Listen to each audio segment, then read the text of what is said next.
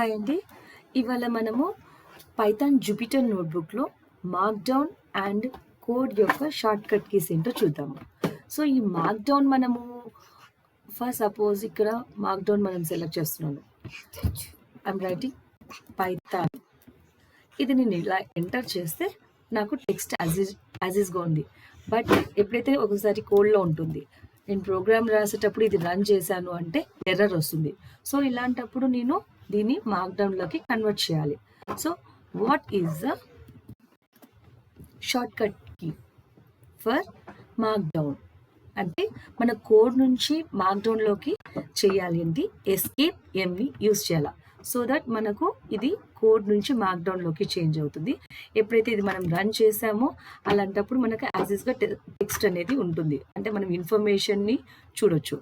అది మనకి ఎటువంటి ఎర్రర్ లేకుండా జనరల్ ఇన్ఫర్మేషన్ని మనకు ఇస్తుంది టెక్స్ట్ని.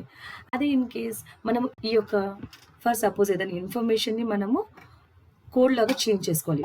A = 2, B = 3,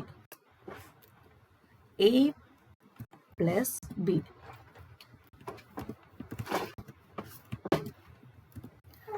యాక్చువల్లీ ఇది సపోజ్ ఇది మార్క్డౌన్లో ఉంది.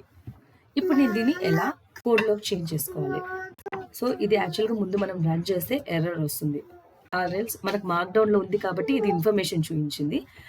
అదే మనకు ఇది కోడ్ రన్ అవ్వాలి. A = 2, B = 3,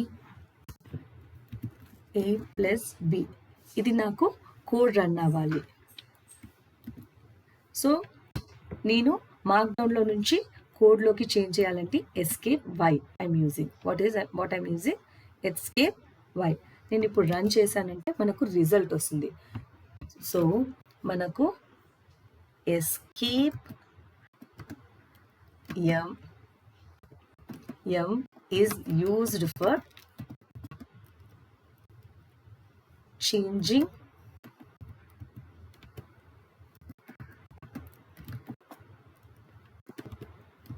code to markdown.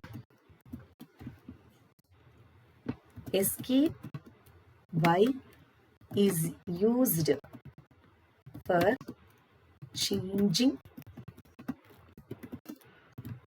markdown to code. So ఈ విధంగా మనము కోడ్ నుంచి మార్క్డౌన్ నుంచి కోడ్కి చేంజ్ చేసుకోవచ్చు. ఈ విధంగా షార్ట్ కట్ కీస్ వల్ల. Thank you.